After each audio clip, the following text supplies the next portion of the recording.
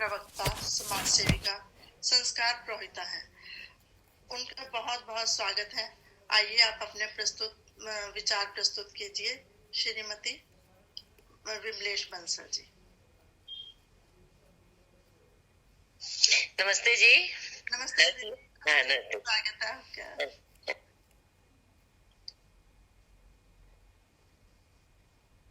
विमलेश बंसल जी, आवाज आ रही है? आवाज? हाँ जी, आइए, स्वागत है आपका दीदी।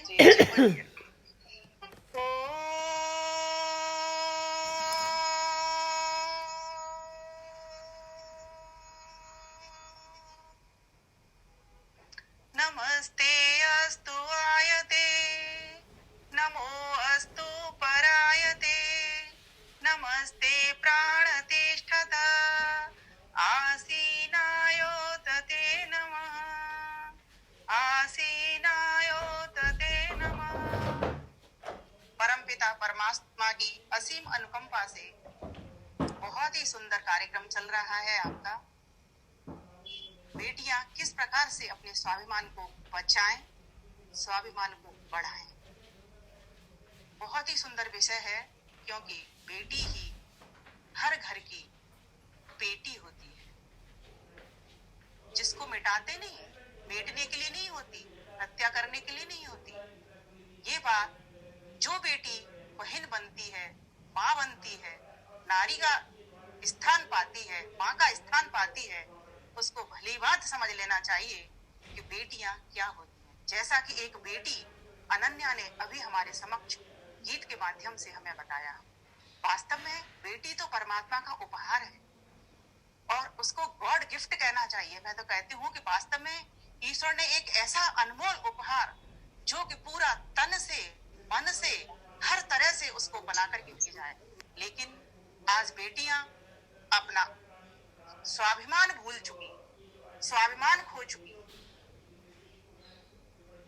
अपने इतिहास की ओर नजर दौड़ाएं, अपने इतिहास को देखें, अपनी वीरांगनाओं को देखें, इतिहास की वीरांगनाओं को, तो हम पाते हैं कि कहीं ना कहीं आज हम कुछ खो रहे हैं और कुछ खो चुके हैं।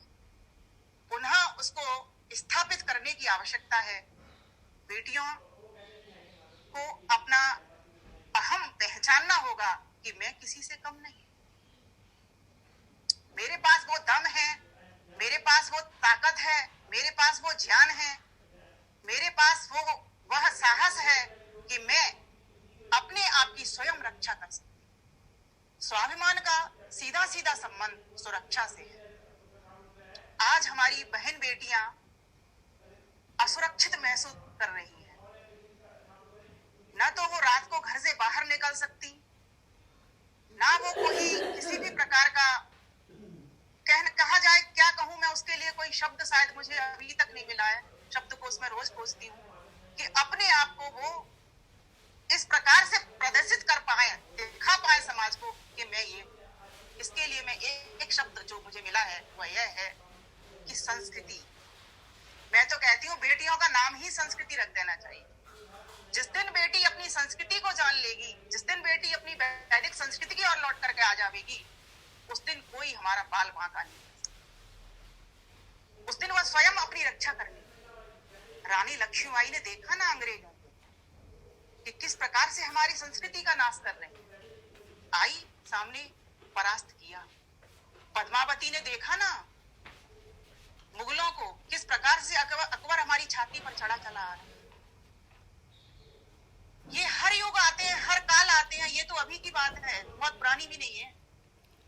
ज्ञान हो, गार्गी को देखो, मैत्रेयी को देखो, ऋषि याज्ञवल्क्य की पत्नी को कि किस प्रकार से शास्त्रार्थ करती हैं वो, सुलभा को देखो, राजा जनक के दरबार में पहुंचती हैं। ऐसी स्वाभिमानी वीर वीरांगनाएं नारियां हमारे देश के भीतर। लेकिन कहीं ना कहीं आज जो भूल हो रही है वह हमारी यही हो रही है कि हम स्वयं माता पिता अपनी बेटियों के ऊपर ध्यान नहीं देते। बेटों की तो परवाह है कि मेरा बेटा ये करे, लेकिन आज फिर भी समाज में कहीं ना कहीं देखने को आ रहा है कि बेटियां वास्तव में किसी से कम नहीं। हमारे हर क्षेत्र में, चाहे वो सेना का क्षेत्र हो, ठीक है, चाहे वो थल का क्षेत्र हो, चाहे वो जल का क्षेत्र हो, चाहे वो नभ का क्षेत्र हो, अर्थात सभी जगह पर, सभी पदों पर आज सभी महिलाएं, बेटियां विराजमान हैं, विद्यमान हैं। फिर भी क्यों उनको रिजर्वेशन की आवश्यकता पड़ी? फिर भी क्यों उनको सुरक्षा की आवश्यकता पड़ी?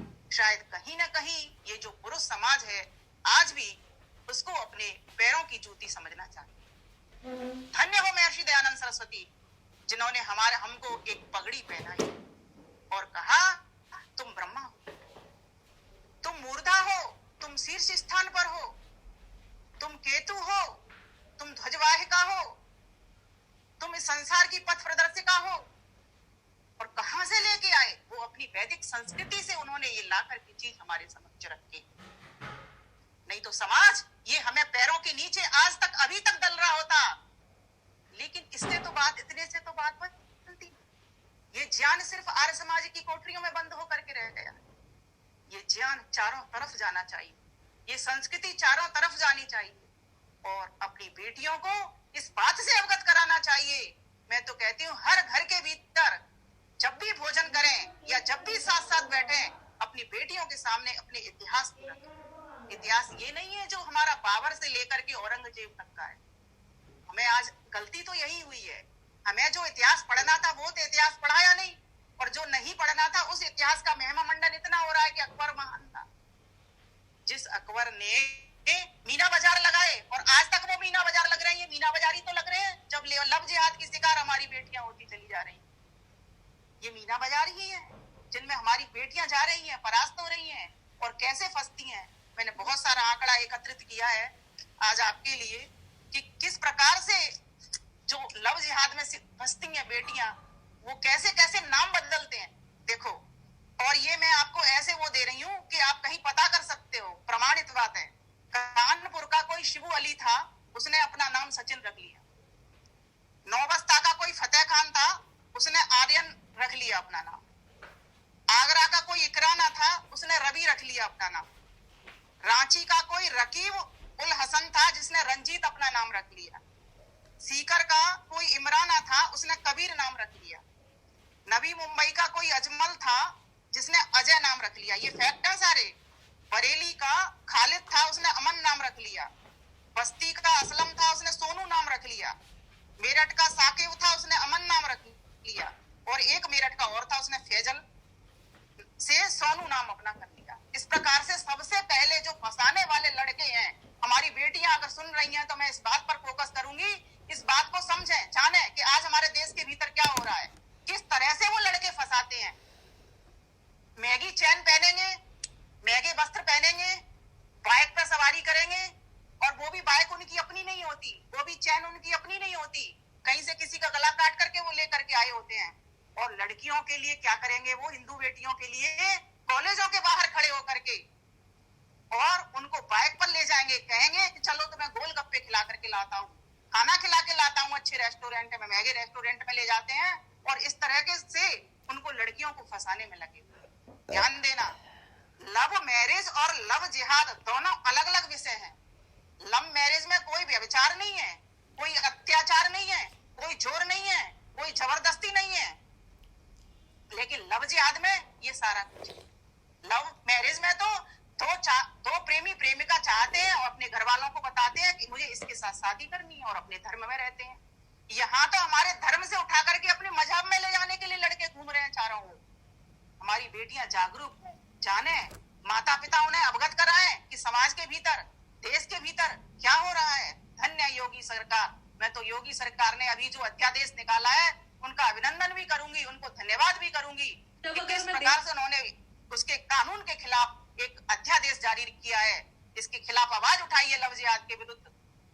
तो हम सभी को उनका अभिनंदन करना चाहिए, उनको बधाई देनी चाहिए और अपनी बेटियों को ये बात बतानी चाहिए। वैसे तो बेटी हमारी आज पढ़ी लिखी है, शिक्षित है, मोबाइल में सब कुछ आ रहा होता है, लेकिन इन बिंदुओं को छोड़ करके वो दूसरे ही बिंदुओं को पढ़ने में लगी रहती है, दूसरे ही वीडियोज को देखा करती हैं। तो उनको बताना होगा, अगर सुरक्षा करनी है अपने स्वाभिमान की, अपने स्वाभिमान को जागृत रखना है, अपने स्वाभिमान को बढ़ाना है, तो हमें इन विषयों को समझना ही पड़ेगा। ये क्या करते हैं, किस तरह से करते हैं, तो ये इन्होंने ये देखिए कितनी सारी मेवात की निधियों को इन्होंने नादिया बना दिया, कितनी सारी पूजाओं को इन्होंने जोया बना दिया, कितनी सारी अंजलियों को इन्होंने आयसा बना दिया। ये क्या करते हैं, ये नाम बदल बदल करके इस प्रकार से, और किस तरह से आते हैं ये हमारे धर्म पर वार करते हैं। ये कहेंगे जी मैं तो तुम्हारे साथ मंदिर चलूंगा, फंसाएंगे इस तरह से। वो मंदिर आते हैं, यज्ञ, यहाँ तक कि मैंने तो 2 लड़कों को यज्ञ करते देखा है, मुस्लिम लड़कों को, और उन्होंने किस तरह से लड़कियों को फंसाया। और आज वो लड़की हमारे पास फोन करके कहती है कि किसी प्रकार से हमको बहन जी बचाओ। मैंने कहा बहुत समझाया था तुमको कि ये लड़के हमारे नहीं होते, इनके भीतर कूट कूट करके ठूस ठूस करके ये बात भर दी गई है। इनकी ट्रेनिंग मस्जिदों में होती है, मदरसों में होती है। हमें जागना पड़ेगा, बेटियों को बताना पड़ेगा अपने धर्म के, चाहे ब्राह्मण क्षत्रिय वैश्य शूद्र, इसका फर्क नहीं पड़ता, कोई किसी के साथ करे, अपने गुण कर्म स्वभाव मिलने चाहिए, बेटी जाए हंस हंस करके जाए। लेकिन इन लोगों ने तो मजाक बना रखा है। ये तो 4 आए थे बाबर के साथ में, और आज 40 लाख ये हमारे भारत देश की कहानी है, हो गए हैं। तो हमें जागना पड़ेगा। ये और किस तरह से बदलते हैं, ये क्या करते हैं, ये छल का प्रयोग करते हैं, ये बल का प्रयोग करते हैं। संगठनों में आते हैं ये लोग, कई सारी बाइक होती है, एक लड़की को फंसाता है, बिठाता है, एक उसका वीडियो बनाता है, फिर वीडियो को सार्वजनिक करता है। ये फेसबुक पर रोज आप सुनते हो, देखते हो, इस प्रकार से ये बेटियों को फंसाते हैं। इनसे सावधान होने की आवश्यकता है। स्वाभिमान बचेगा तभी जबकि हमको वो चीज की समझ होगी, उस न्यूज का पता होगा। जब हमें वो न्यूज ही नहीं पता, हमारा उस तरफ ध्यान ही नहीं है। सभी बहन बेटियां जो पढ़ रही हैं वो कह देती हैं क्या फर्क पड़ता है, यहाँ रहना चाहे वहां रहना, वहां का आपको जीना नहीं पता, वहां किस तरीके का जीवन है। वो 4 बीवियां रखेंगे, फिर तुम्हारे प्रेम का बंटवारा हो जाएगा, फिर तुम्हें दिक्कत आने शुरू हो जाएगी। फिर क्या करेंगे वो, कुछ दिन 1 साल तो ठीक चलेगा, 1 साल के बाद जब तुम्हारे पास बच्चे हो जाएंगे, एक बच्चा आ जाएगा, उसके बाद तुम्हारा 3 तलाक करेंगे, और 3 तलाक का कानून बनने के बाद वो चोरी चोरी करेंगे इस काम को, तुम्हें तलाक तलाक कह देंगे। और फिर यहीं तक बात नहीं रुकती, फिर तुम्हें हलाला के लिए छोड़ देंगे। और हलाला में क्या होता है, जब दोनों की अनबन हो जाएगी ना, पहले तो 3 तलाक कह दिया उसने, तलाक तलाक तलाक 3 बार पुरुष ने, ठीक है, फिर अब पुरुष को समझ में आई मैंने तो क्रोध में इसको कह दिया, फिर वो आपस में राजीनामा करेंगे। हलाला बता रही हूँ, समझने की बात है सब बहन बेटियों की और माताओं की, कि किस तरह से बेटियों को सिखाएं समझाएं। सभी के घर में बेटियां होती हैं, पोतियां होती हैं, उनको बताएं इन सब चीजों को कि किस तरीके से नारी के जीवन जीना पड़ता है। उनके पास जाकर के क्या करते हैं, फिर काजी के पास जाते हैं कि चलो काजी से निपटारा कर लेते हैं। काजी कहता है जी अब इसको तो तुम्हें किसी के पास रखना पड़ेगा पहले, तब फिर वो इसके साथ रहेगा कुछ दिन कुछ मास, फिर उसके बाद तुम इसको ट्रांसफर कर सकते हो। ये हलाला है। सोचो कि आप स्त्री भोग्य की वस्तु है, इनके कुरान में खेती बता दिया गया है, और हमारी वेद के भीतर नारी को कितना ऊंचा दर्जा दिया गया है। यत्र नार्यस्तु पूज्यन्ते रमन्ते तत्, कितना ऊंचा पद दिया गया है। जैसा कि अभी कविता बहन जी सुना रही थी कि बहन बेटियों को हम तो खिलाते हैं, कन्या पूजन करते हैं नवरात्रों में, उसके पीछे उद्देश्य क्या है इन सामाजिक पर्वों का, इनका उद्देश्य यही रहता है किसी प्रकार से हम बेटी को बताएं कि तुम दुर्गा हो, तुम सरस्वती हो, तुम लक्ष्मी हो, तुम गिरी हुई पैर की जूती नहीं हो, तुम मूर्धा हो, तुम केतु हो, तुम पताका हो, तुम ध्वजवाहिका हो, तुम निर्देशिका हो, तुम पथ प्रदर्शन करने वाली हो, तुम पहचानो अपने स्वाभिमान को। अरे तुम तो हवाई जहाज चला करती, सुलवा का नाम सुना है, हवाई जहाज चलाती थी, और आज कितनी बेटियां हवाई जहाज चला रही, कितनी बेटियां पायलट हैं, ये आपको सबको पता है। सभी एरोप्लेन में सवारी करते हैं, सबको पता है, और नहीं पता होगी वो पता कर लें। हर क्षेत्र में आज हमारा इतना स्थान प्राप्त है हमको, हम किसी बेटे से कम नहीं है। लेकिन बेटी ने अपना ही वजूद अपने आप से खो दिया है कि वो ये नहीं पहचान रही है कि मैं किस घर की बेटी हूँ और मुझे क्या करना चाहिए, मेरा नेक्स्ट कदम क्या होगा, किस घर में मुझे जाना चाहिए। इसके लिए बहुत महती आवश्यकता है कि माता पिता यज्ञों में लेकर के बेटियों को बैठे, वैदिक संस्कृति से जोड़ करके रखें, उनको इन न्यूज जो चल रहे हैं इन न्यूजों से अवगत कराएं कि देखो इसमें किस तरीके से वो कुकर्म करते हैं, किस तरीके से अपहरण करते हैं, किस तरीके से बलात् वो तुम्हारा अपहरण करके तुम्हें अपने पास रखेंगे, और क्या करेंगे वो हाथ में मोली बांध लेंगे। किस तरह फंसाते हैं, मोली बांध लेंगे, माथे पर रोली लगा लेंगे, हर तरीके से पहले वो झुकने के लिए तुम्हारे लिए तैयार हो। फिर उसके बाद जब उनके पास चली गई वो लड़की, उसके बाद फिर उसकी इस तरीके से बेकदर होती है कि वो लड़की फिर रोने के सिवाय उसका, ऐसे 3-4 फोन तो मेरे पास अब तक आ चुके हैं, और मेरे पति देव तो इस काम को कर रहे हैं, तो उनके पास तो रोज फोन आते हैं, हमारी बच्ची को बचा लो, हमारी बच्ची को बचा लो। बोले बचती ऐसे नहीं है एक दिन में, बच्ची बचती है पहले से उसकी नींव डालने में। तो तुमने कभी यज्ञ कराया? तुमने कभी इन न्यूजों को सामने बैठ के बताया? तुम तो किटी पार्टी में खेलने में मस्त थे। तो तुमने कभी बेटी के साथ 2-4 बातें की? ये निकल के आते हैं उत्तर, ये खुद प्रश्न निकलेंगे, खुद उत्तर तुम्हारे पास आएंगे। नहीं तो उत्तर होगा नहीं।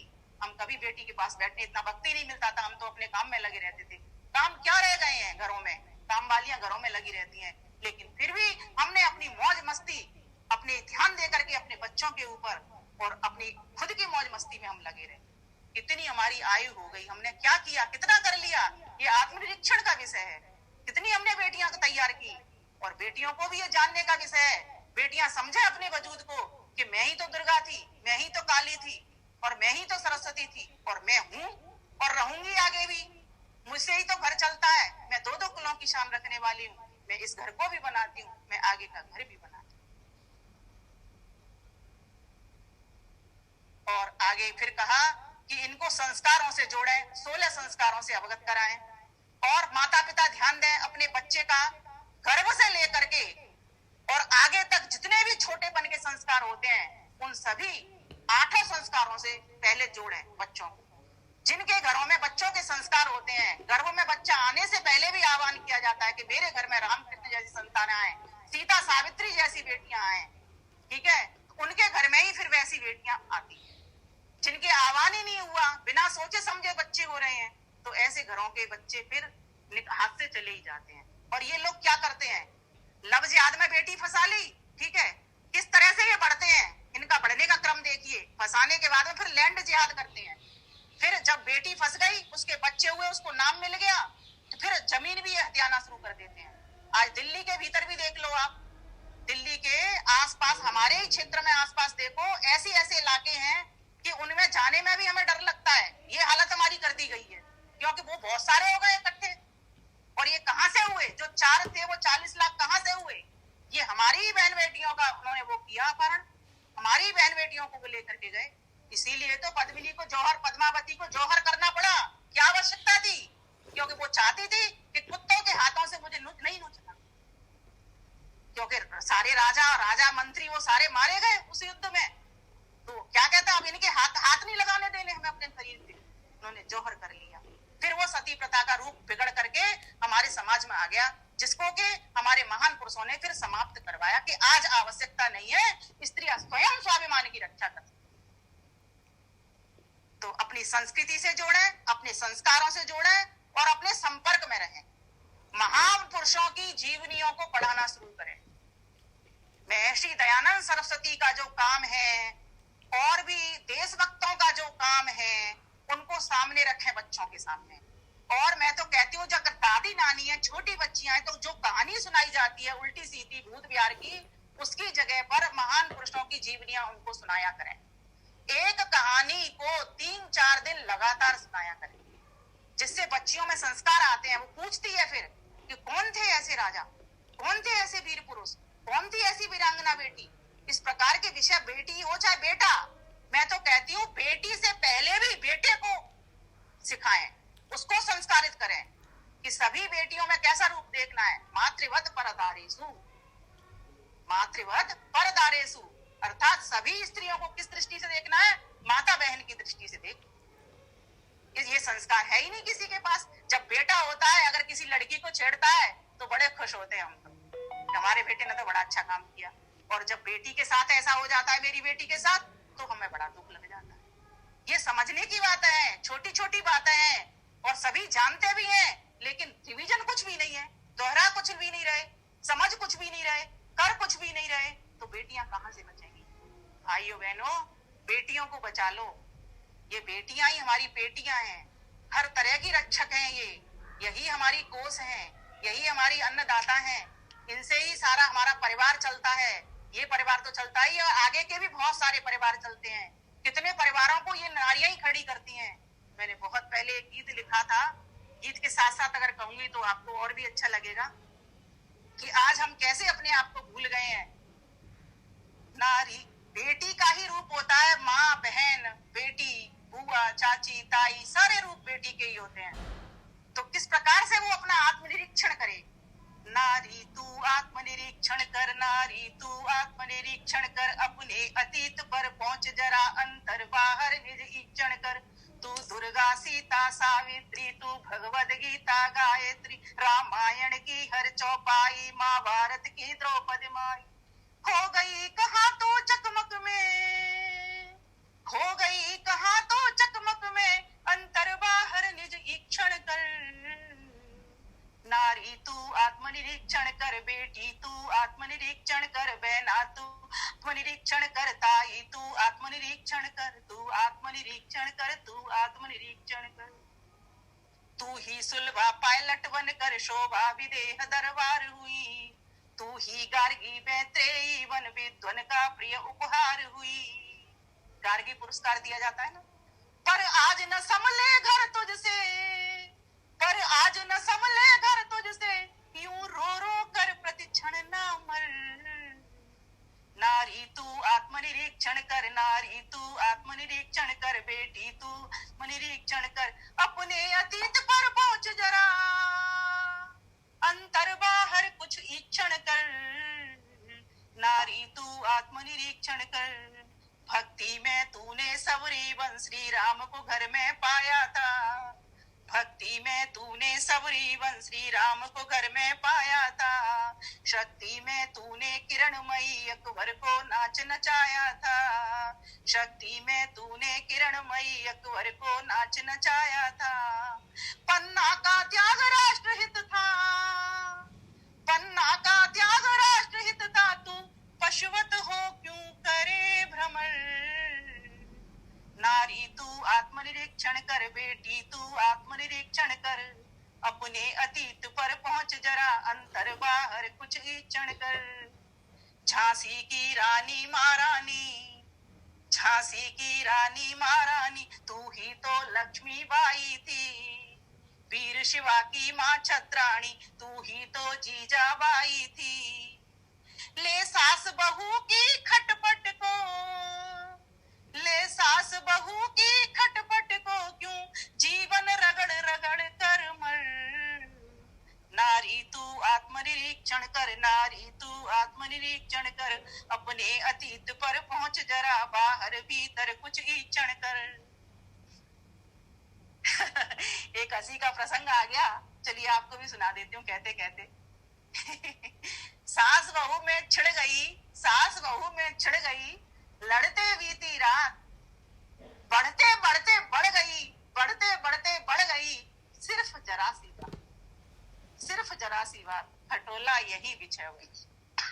ऐसी छोटी छोटी बातों को लेकर के तो बहुत सारे बवंडर मचा दिए जाते हैं के भीतर, लेकिन जो मैं कह रही हूँ उन बातों पर कभी विचार नहीं किया जाता। तू ही तो यशोदा मैया थी जिसने कान्हा को पाया था, तू ही तो यशोदा मैया थी जिसने कान्हा को पाया था। तू ही तो कैकई मैया थी जिसने रावण मरवाया था, जिसने दशरथ जितवाया था। तू ही तो कैकई मैया थी जिसने दशरथ जितवाया था। श्री राम लखन से पुत्र तेरे, श्री राम लखन से पुत्र तेरे, कार्टून जने संस्कार किधर। नारी तू आत्मनिरीक्षण कर, नारी तू आत्मनिरीक्षण कर, अपने अतीत पर पहुंच जरा, अंतर बाहर निज ईक्षण कर। ओछे कपड़े बाहर खाना, इतना कह दो तो बेटियों को बुरा लग जाता। शारीरिक बनावट हमारी इस तरह की है, हीरे को छुपा के रखा जाता है, हीरे के सामने ढके हुए वस्त्र हों इस तरह से, बताओ कितनी शोभित नारी लगती। और इसको ही मैं अगर आपके समक्ष खोल करके बैठ जाऊं कितना भद्दा लगेगा। पशु रहते हैं, हम तो पशु नहीं है। तो कहा ओछे कपड़े बाहर खाना, मंदिर सत्संग नहीं जाना, सोना जगना सब उल्टा हुआ, नौकरों से खाना बनवाना। बच्चों पर नजर गई ही नहीं, बच्चों पर नजर गई ही नहीं, फैशन किटियों पर रखे नजर। नारी तू आत्म आत्मनिरीक्षण कर नारी तू आत्मनिरीक्षण कर, अपने अतीत पर पहुंच जरा अंतर बाहर कुछ ईक्षण कर। निश दिन थी सास ससुर सेवा, आशीषों से भरती जेवा, 10 संतानों को जाती थी, जो रिश्तों से घर भर देता। हम दो पर एक भी भारी है, हम दो पर एक भी भारी है, भैया बहना का प्यार किधर। नारी तू आत्मनिरीक्षण कर नारी तू आत्मनिरीक्षण कर, अपने अतीत पर पहुंच जरा बाहर भीतर कुछ ईक्षण कर, अपने अतीत पर पहुंच जरा बाहर भीतर कुछ ईक्षण कर। तेरा भोजन था सामूहिक, थी सात्विकता तब रग रग में, सादगी पूर्ण व्यवहार मधुर, आते थे अतिथि बहुत तब घर में। अब नहीं गूंजता वैसा घर, अब नहीं गूंजता वैसा घर, कहाँ गए वेद के गुंजन स्वर। नारी तू आत्मनिरीक्षण कर, माता तू आत्मनिरीक्षण कर, बेटी तू आत्मनिरीक्षण कर, अपने अतीत पर पहुंच जरा बाहर भीतर कुछ ईक्षण कर। नारी तू आत्मनिरीक्षण कर। यदि चाहिए सुख शांति जीवन, ध्यान दीजिएगा, स्वाभिमान की रक्षा हो रही है ये। यदि चाहिए सुख शांति जीवन, वापस तुमको चलना होगा बैक। यदि चाहिए सुख शांति जीवन, वापस तुमको चलना होगा, ईश्वर के विमल वेद पथ पर कर्तव्य में रत रहना होगा। ईश्वर के विमल वेद पथ पर कर्तव्य में रत रहना होगा, वरना तब जीवन खतरे में, वरना तब जीवन खतरे में, यह सोच समझना गवा उम्र। नारी तू आत्मनिरीक्षण कर नारी तू आत्मनिरीक्षण कर, अपने अतीत पर पहुंच जरा बाहर भीतर कुछ ईक्षण कर, बाहर भीतर कुछ ईक्षण कर। ये चिंतन का विषय है, ये निरीक्षण का विषय है, ये परीक्षण का विषय है, ये स्वाध्याय का विषय है। पढ़िए अपने आप को, मैं कहाँ थी और आज मैं कहाँ हूँ, और आगे मुझे कहाँ पहुंचना है। मेरा जन्म इस धरती पर क्यों हुआ है? मेरा जन्म हुआ है इस संसार को, इस भारत को, अपने देश को मजबूत बनाने के लिए, स्वर्ग बनाने के लिए। इसीलिए तो जो हम मंत्र बोलते हैं, नारी को क्या कहा गया? आधारी।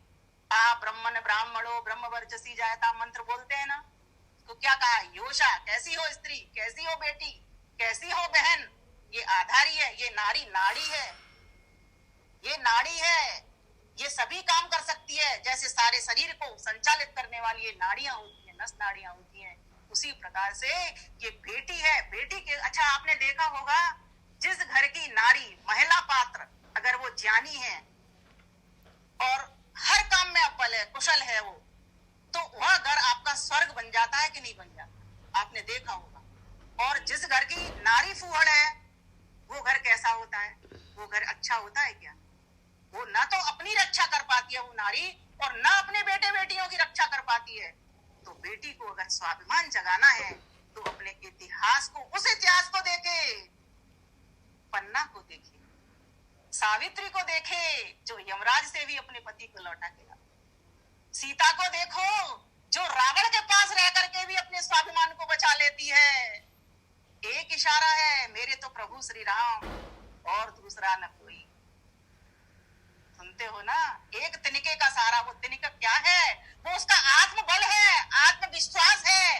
वो अपने धर्म के प्रति, अपनी संस्कृति के प्रति, अपनी पति भक्ति के प्रति सुदृढ़ है, मजबूत है कि मेरे तो एक ही श्री राम है, और एक दिन ऐसा होगा जो मुझे जरूर इस रावण की कैद से बचा करके ले जाए। पन्ना को देखो, अपने बेटे का बलिदान कर देती है। उसको पता है कि मेरा बेटा राजा बनेगा तो उसमें कुछ भी हासिल होने वाला नहीं है, लेकिन अगर राजा का बेटा राजा बनेगा तो बहुत कुछ उपलब्धि उसको होगी। वो जानती है इस बात को। सोचो, अपने बेटे को कौन मरवाएगा? आज तो उल्टा तो कर सकते हैं, लेकिन इस तरह पन्ना धाय वाला काम हम कोई भी नहीं करते। ये स्वाभिमान की रक्षा की थी। स्वाभिमान का अर्थ अभिमान नहीं है, कोई यहाँ अभिमान ऐसा नहीं हो रहा कि अहंकार नहीं है। दोनों एक, स्वाभिमान जहाँ स्वतंत्रता देता है, स्वाभिमान जहाँ सुरक्षा करता है, वहीं अभिमान नीचे गिराता है। वहीं अभिमान परतंत्रता की बेड़ी में चढ़ जाता है। अभिमान पतन की राह दिखाता है, वहीं स्वाभिमान उत्थान की राह दिखाता है। तो नारी, बेटी, बहन, माता जब उत्थान की ओर जाएगी तब घर स्वर्ग बनेगा, परिवार स्वर्ग बनेगा, समाज स्वर्ग बनेगा, राष्ट्र स्वर्ग बनेगा। या नारी पतन की ओर जाएगी तब परिवार स्वर्ग बनेगा, तब तो नर्क बनेगा। तो स्वाभिमान की रक्षा करने के लिए हमारे पास हमारी इतनी मजबूत संस्कृति है, वैदिक संस्कृति। इस वैदिक संस्कृति के मंत्रों को देखते चलो। वेद ने स्योना कहा है, स्योना का अर्थ था सुख कर। वेद मंत्र आता है ना, अगोर चक्षु अपतनी सोना। शगमा, शगमा कहा है कार्य दक्षा, कार्य में कुशल। बेटियों को सब चीजें सिखाओ, जहां रसोई सिखाओ उसको। आजकल बेटियों को कुछ नहीं आता, ऐसे पढ़ने ने दीवाना बना दिया है उनको ना तो खाना बनाना आता, ना सिलाई आती, ना कढ़ाई आती। हमारे घर में जब जिस घर से मैं पली हूँ, सारा काम खुद अपने आप कर लेते थे। अपने आप अपने ब्लाउज सिल देते थे, अपने आप अपने सलवार सूट सिल जाते थे। अपनी शादी की पूरी परचेजिंग करके और अपना सारा कुछ सिला करके खुद में अपने आप लेकर के आई थी मैं अपना किस्सा।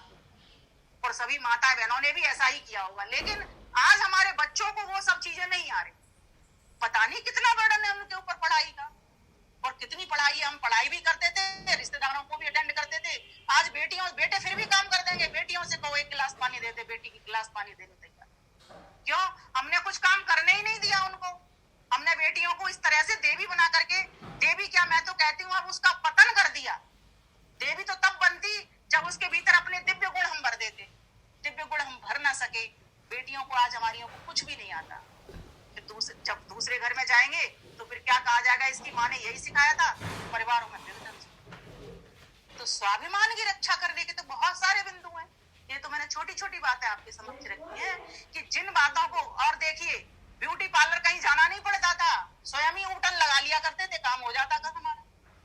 खूब सुंदर लगते थे। और आज भी हमारी माताओं को देख लो, बहुत सारी जो कभी ब्यूटी पार्लर नहीं गई, खूबसूरत है, उनको कभी जरूरत ही नहीं पड़ती। और एक बार जाना शुरू कर दो तो फिर बार बार जाने की आदत पड़ती है। बेटियां हमारी कब फंसती हैं, ये भी समझने की बात है। आजकल आपने देखा होगा एक गैंग इस काम को कर रही है, और प्रायोजित गैंग इस काम को कर रही है। आप देखेंगे जितनी भी ब्यूटी पार्लर्स हैं, वहां पर मुस्लिम लड़के बैठे हुए हैं। बेटियां जाती हैं, बाल कटवाती हैं, उनकी निगाह सारी की सारी कहाँ होती है आप समझ सकते हो, मुझे नहीं कहना चाहिए। बेटियां जाती हैं, कभी कोई महिला नहीं होती वहां पर, तो पुरुष ही उनका सारा कुछ कर देते हैं। ऐसे इस तरीके के ब्यूटी पार्लर भी बने हुए हैं जब महिलाओं का ही सारा काम कर रही है। अब आप बेटियों से अगर कहो इस बात को तो वो क्या उत्तर देती हैं कि डॉक्टर्स भी तो करते हैं ऐसा। लेकिन दोनों के उद्देश्य देखिए, दोनों के उद्देश्य दूसरे ढंग के हैं। एक गैंग के थ्रू प्रायोजित होकर के उस काम को, बेटियों को फंसाने का काम कर रहे हैं, और दूसरा उद्देश्य उस बेटी को बचाने का काम कर रही है। सारा खेल उद्देश्य का है, काम कोई भी गलत नहीं होता। किस उद्देश्य से, किस भावना से किया जा रहा है, वहां पर गलती होती है। तो वो उद्देश्य है, वो भावना हमें पहचाननी पड़ेगी। मेहंदी लगाने के लिए मैंने देखा था करवा चौथ पर लाइन लगी हुई थी। जब उनसे पूछा जा रहा था तुम कौन हो, तो उनके नाम क्या थे, कोई तो बदल बदल के बता रहा था उल्टे सीधे, जबकि पता चल रहा था ये सारे के सारे उस गैंग के थ्रू बच्चे बैठे हुए हैं। वो क्या करते हैं, मेहंदी लगाते लगाते तुम्हारे हाथ को दबाएंगे, कुछ करेंगे, कुछ ना कुछ करते हैं। बेटियां फंस जाती हैं। इसलिए बहुत सावधान। जिस प्रकार से कोरोना के डर से तुम भयभीत हो गए हो ना, मैं तो कहती हूँ भय करना है तो ऐसे अनार्य समाज से भय करना है। आर्य समाज से नहीं, अनार्य समाज से। ये आर्य समाज के लोग नहीं हो सकते, ये अनार्य समाज के हो सकते हैं। अर्थात अनार्य किसको कहा है, आज जो हमारा अपहरण कर रहा है, जो बलात्कार कर रहा है, जो व्यभिचार कर रहा है, वह अनार्य है। अनार्य ये नहीं है कि वो अनार्य, वो हवन नहीं करता तो वो अनार्य है। ये तो एक अंग, एक बात है, ठीक बात है कि हवन करना चाहिए डेली, लेकिन इसका मतलब ये नहीं है कि वो अनार्य नहीं है। वो दूसरे काम तो बहुत सारे अच्छे कर रहा है। अनार्य वो है जो हमारे ऊपर अत्याचार कर रहा है। इस बात को हमें समझना पड़ेगा। तो किसका अत्याचार सामने आ रहा है, खोलिए टीवी, अभी आपको पता लग जाएगा। कितनी सारी डिबेट्स इन्हीं चीजों के ऊपर चल रही हैं कि ये 4 से 40 लाख हो गए, और हमारे ऊपर, हमारे बेटियों बहनों को तो फंसाई जा रहा है, हमारी जमीन को भी हत्या चले। जब जमीन नहीं होगी हमारे पास तो हम संस्कृति की रक्षा कैसे करेंगे? जब संस्कृति नहीं होगी तो स्वाभिमान की रक्षा कैसे करेंगे? स्वाभिमान की रक्षा तो संस्कृति से होनी है, और संस्कृति की रक्षा जमीन बचने से होनी है। तो जब हमारी जमीन अपनी नहीं होगी, हम सब परिवर्तित हो जाएंगे। ये महर्षि दयानंद सरस्वती की जो जितना काम था वो सारा की सारा धरा रह जाएगा, जिसके उत्थान के लिए इन्होंने आर्य समाज का गठन किया। अगर हम ये आर्य बहन भाई नहीं कर पाएंगे इस काम को, तो कैसे ये काम चलेगा? तो सबसे पहले तो हम अपनी बेटियों को मजबूत करें, बेटियों को फिर पथ प्रदर्शिका बनाएं, आगे अपनी फ्रेंड्स के साथ में या दोस्तों के साथ में जहां भी जाती हैं उनको बताएं, अवगत कराएं। नहीं तो आज ये बेटियां जिनको हम हिंदू बेटियां कह रहे हैं, आर्य बेटियां कह रहे हैं, ये एक दिन मुस्लिम बेटियां हो जाने वाली। स्वामी श्रद्धानंद का पूरा जीवन धर्म परावर्तन में लग गया। हमारे जो भाई थे उनको ये ईसाई लोग और छोटी छोटी पुस्तकें मारते हैं, ये ऐसा लोभ लालच प्रलोभन देते हैं कि हमें ले जाते हैं, ये बहका लेते हैं, बहला लेते हैं, फुसला लेते हैं और हम उनकी बातों में आ जाते हैं। देखो कितने प्रेम से करता है। और मैं देख रही हूँ इन लोगों ने ऐसा प्रेम का जाल फंसाया हुआ है, किसी भी ऑटो में भी आप बैठोगे तो जो मुस्लिम लोग होते हैं वो तो तुमसे बढ़िया व्यवहार करेंगे, और जो हिंदू लोग हो रहे हैं वो कम अच्छा व्यवहार करते हैं ऑटो में बैठते वक्त भी। मैंने ऐसा भी नोटिस में मेरे में आया है, कोई एक दो बहन भी बता रही तो एक दो बार मेरे साथ भी बीत गया है। तो सावधान होने की आवश्यकता है। उस थोड़ी सी चीज के लिए तुम ये नहीं कह सकते कि ये एक जात अच्छा काम कर रही है। ठीक है, इसमें भी कुछ अच्छे लोग होंगे, मैं ये नहीं कह रही, लेकिन आज बहुत सतर्कता की आवश्यकता है कि हम अपनी बेटियों को ये पाठ भी पढ़ाएं, ये पाठ भी सिखाएं। तो हमें आगे बढ़ना होगा किसी भी प्रकार से। और देखो और क्या क्या करते हैं ये, मैंने बहुत सारी चीजें आपके लिए लिखी। ये बुर्का पहनाएंगे, बताइए कौन बेटी जाएगी कि बुर्का पहनना पसंद करेगी? ये नमाज पढ़ाना सिखाएंगे, ये गौ मांस खिलाएंगे, जो मांस हम जिस गाय माता को माता कहते हैं उस गाय मांस को ये खिलाना पसंद करते हैं। बेटी नहीं खाएगी तो झगड़ा होगा, फिर तलाक करेंगे, फिर ये हलाला पे चली जाएगी, बेटी हमारी बर्बाद हो गई। फिर माता पिता के पास फोन आएंगे, अब माता पिता उससे कन्नी काट लेंगे कि तू हमारी इनके घर बसते चले गए। फिर ये क्या करते हैं, 5-5 बीवियों के साथ बच्चों की मशीन बना के रखते हैं ये, ठीक है। और इतने जिहादी कुकर्म इनके करते हैं, उनका शिकार हमारी बेटियों को होना पड़ता है। तो ये सारे के सारे आतंकवादी हैं, बच्चियों को बता दो पहले से ही, ये देशद्रोही हैं, ठीक है। इनका किसी भी प्रकार से इनसे संपर्क नहीं रखना, हमेशा दूरी बना करके रखना है। जैसे तुम कोरोना से दूरी चाहते हो, ऐसे ही ये आज जो देश में हो रहा है उसके ये कोरोना है। आपको नहीं पता, एक पूरी बस्ती है, मैं गई थी वहां कपड़े बांटने के लिए, पाकिस्तान से बहुत सारे हमने हिंदू घरों को बसाया है। मेरे पतिदेव चूंकि आरएसएस का काम, विश्व हिंदू परिषद का काम देखते हैं, तो हम सब लोग गए थे उनको खाना देने के लिए कि घर बसाए हैं तो कुछ कपड़े भी दे आते हैं और यज्ञ भी कराए आते हैं। तो हमने यज्ञ भी किया था बड़े स्तर पर वहां पर, और उनको एक दिन खाना भी खिलाया था।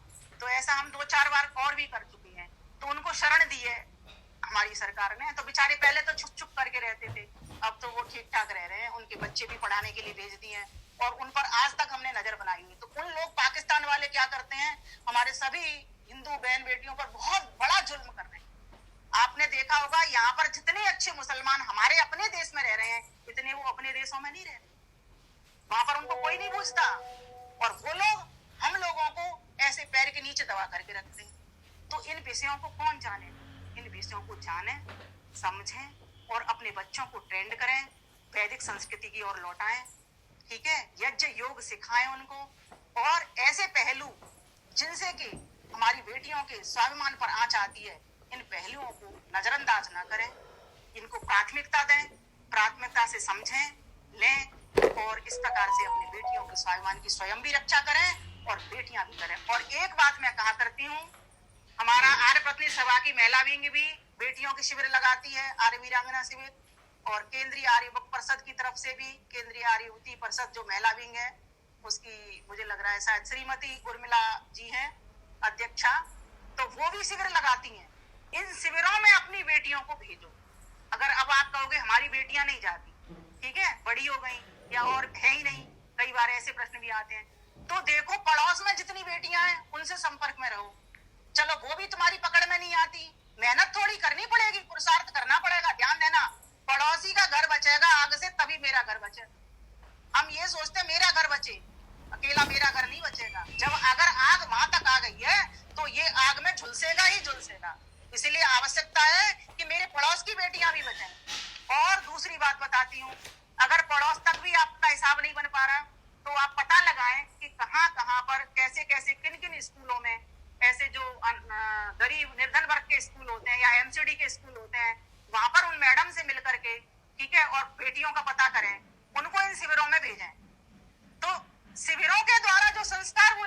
जाएंगी, 8 दिन की ट्रेनिंग या जितने दिन का शिविर होता है, मुझे मेरा ऐसा मानना है कि वो वास्तव में दुर्गा बनेगी, सरस्वती बनेगी। क्योंकि आर्य समाज का जो शिविर है, मैंने वो अटेंड करके देखे हैं 1-2 लेक्चर में, तो मुझे पता लगा है वास्तव में बेटियों को किस तरीके से ट्रेनिंग सिखाई जाती है। उनको तीर तलवार भाले जो रानी लक्ष्मीबाई चलाया करती थी, दुर्गा माता जिसके बारे में कहते हैं चलाया करती थी, वो सारा के सारा वहां पर सिखाया जाता है। और अकेला वही नहीं सिखाया जाता, उसके संस्कार भी दिए जाते हैं कि किस प्रकार से हमें घरों को अपने को अच्छा रखना है और दूसरे घर में जाएंगे तो किस प्रकार से हमको रहना है। उनको जीवन व्यवहारिक सूत्र भी सिखाए जाते हैं, यज्ञ करना भी सिखाया जाता है, वहां पर योग भी सिखाया जाता है, प्राणायाम व्यायाम भी सिखाया जाता है, अपनी संस्कृति में पूरा दक्ष करने के लिए वो शिविर में है। तो आज निहती आवश्यकता है हम अपनी संस्कृति से जुड़े, संस्कारों से जुड़े, शिविरों से जुड़े और बेटियों को अपने संपर्कों में बनाए रखें, उनसे दूर ना हटें। ये सोच करके मेरी किटी है, जाए चूल्हे भाड़ में किटी, सीधा बोलो। मैं तो अगर मैंने बेटी बना दी तो समझ लो मैंने बहुत बड़ा काम कर दिया, मैंने कई सारे फूल संवारे। इसलिए अपने बेटों और बेटियों दोनों को संस्कारित करना होगा। मैं तो कहती हूँ बेटियों से पहले बेटों को भी करना होगा। बेटे अगर संस्कारित हो गए तो भी बेटियां बच जाएंगी, और बेटी अगर संस्कार सुदृढ़ बन गई तो फिर बेटे भी बच जाएंगे। अर्थात दोनों एक दूसरे के पूर्वक हैं, दोनों ही बच्चे हमारे हैं, दोनों से ही हमारे देश की शान है। तो बेटियां अपने वजूद को बचाएं और ऐसे आतताइयों से, आतंकवादियों से, व्यभिचारियों से, बलात्कारियों से दूरी बना करके रहें। और एक एक बेटी को ऐसी दुर्गा बनना है, ऐसी वीरांगना बनी है कि पुलिस का इंतजार नहीं करें। कोई फेसबुक पर पोस्ट डाल रहा था कि पुलिस को फोन नंबर है, इस पर बुलाए और बुलाए। अरे तब तक तो वो कांड कर जाएगा। उठाओ चप्पल मारो, उठाओ मिर्च की पैकेट मारो मुंह पे। घर से बाहर निकले बेटी, कुछ रखे या ना रखे, सेंट की शीशी रखे या नहीं रखे, मिर्च की शीशी जेब में रखे, चप्पल ऐसी मजबूत पहने कि 2 मारे उसके। मुझे अपना अच्छे से याद है, हमारी बुआ 2 चप्पल एक को मारी थी, एक लड़के को बदतमीजी कर रहा था साथ की चलती हुई लड़कियों से, उसने उठा के अपनी चप्पल मारी मुंह की, वो तरमरा गया, वहीं की वहीं बैठा धरा है। जब बुआ ने ये किस्सा आकर के सुनाया, मैं साथ में थी, मैं बहुत छोटी सी थी, पर मैं रो रही थी, मैं समझ नहीं रही थी ना ये क्या हुआ और क्या कर दिया। तो मैं घर में आई थी बुआ के साथ। बुआ तो मेरी शादीशुदा थी, उनके 3-4 बच्चे थे, तो उन्होंने बेटियों को इस तरह से बचाया। और आकर के जब मेरे पिताजी के सामने, दादा के सामने ये बात रखी, तब मेरी समझ में आया कि वास्तव में ये कितना जरूरी है। ये भी छोटी छोटी बातें हैं ये, पर ऐसे जब हम समझते हैं, सुनते हैं, अपने बच्चों के सामने रखते हैं तो उनके भीतर संस्कार जगते हैं। इसीलिए आज आवश्यकता है इन शिविरों की, संस्कारों की, अपनी संस्कृति की ओर लौटने की, अपने बच्चों को वीर वीरांगना बनाना। आज ज्ञान तो, शिक्षित तो हम बहुत कर रहे हैं, लेकिन उनको अध्यात्म से कहीं ना कहीं दूर कर रहे हैं, अपने स्वाभिमान से कहीं ना कहीं दूर कर रहे हैं। आवश्यकता है अपनी बेटियों को समझाने की कि हम ही गार्गी हैं, हम ही मैत्रेयी हैं, हम ही सीता हैं, हम ही सुलभा हैं, हम ही सावित्री हैं, हम ही पन्ना हैं, हम ही किरणमयी हैं, हम ही पद्मावती हैं, हम ही हैं। आज सिंहासन पर भी देखो हर क्षेत्रों में महिलाएं लगी। तो इस प्रकार से हम सभी को अपने बेटियों के स्वाभिमान की स्वयं भी रक्षा करनी चाहिए और बेटियों को भी हमें आगे लेकर के जाना चाहिए। योगी सरकार को मैं पुनः बधाई देती हूँ, अभिनंदन करती हूँ। बहुत अच्छा वो कानून लेकर के आ रहे हैं। उनको सजा के तहत कहा जाता है कि अगर ऐसा कोई आगे उनके यहाँ पर होगा तो 1 से 5 साल तक की उनकी सजा है। और अभी सामने आ जाएगा निकल करके, अभी तो घोषणा हुई है, सब कुछ सामने आने वाला है। तो इस प्रकार से हमारे राजनेता भी अच्छे बने, हमारे विद्वान भी अच्छे बने, हमारे पथ प्रदर्शक भी बने, जिससे कि हम सभी माताएं, बहन, बेटियां अपने स्वाभिमान की रक्षा कर सकें। इन्हीं शब्दों के साथ मैं अपनी वाणी को विराम देती हूँ। आप सभी का बहुत बहुत धन्यवाद इतना सुंदर आयोजन करने के लिए। और आदर्श मेहता जी, विजय रानी जी, जो इस कार्यक्रम की आयोजिका मेरी बहनें हैं, बड़ी विदुषी बहनें, उन सभी को मैं हार्दिक नमन करती हूँ।